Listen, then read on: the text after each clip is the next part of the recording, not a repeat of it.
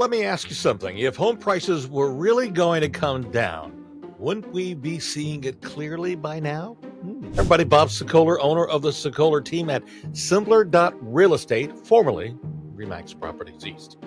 We've had higher mortgage rates for quite a while.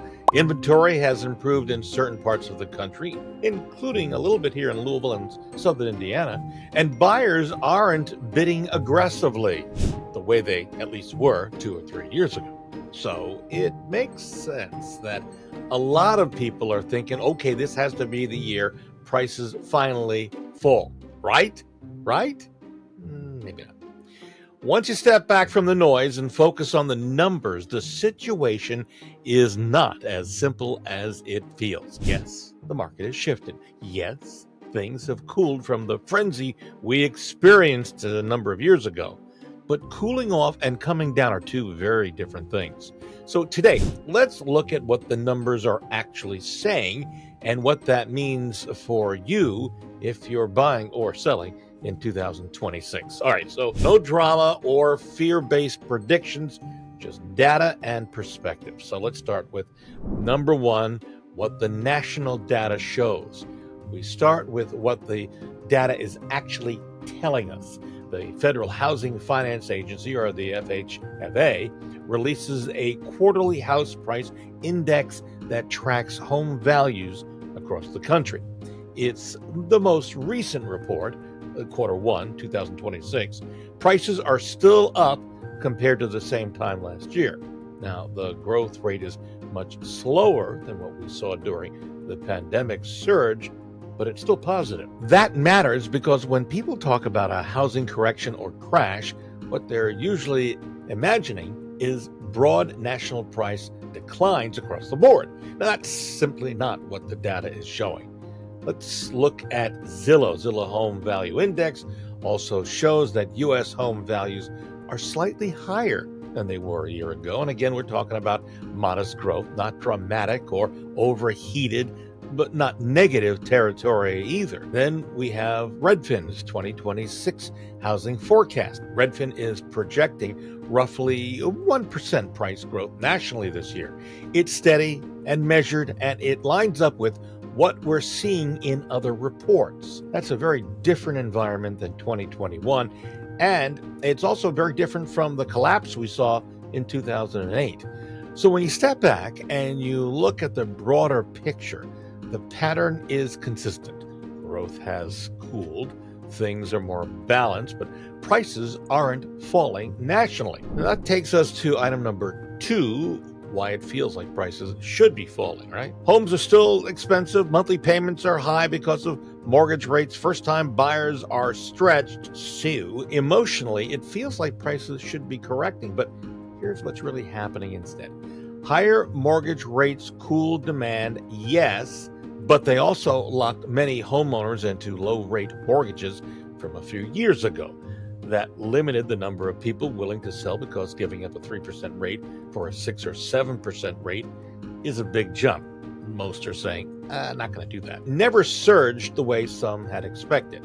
In many markets, we're still dealing with relatively tight inventory, not extreme shortages like before, but not an oversupply either.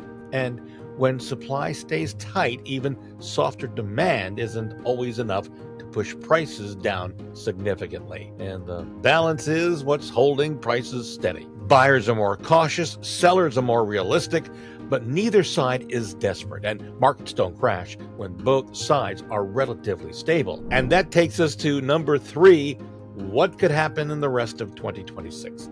Looking ahead, most forecasts remain conservative but steady. Redfin expects about 1% growth nationally this year.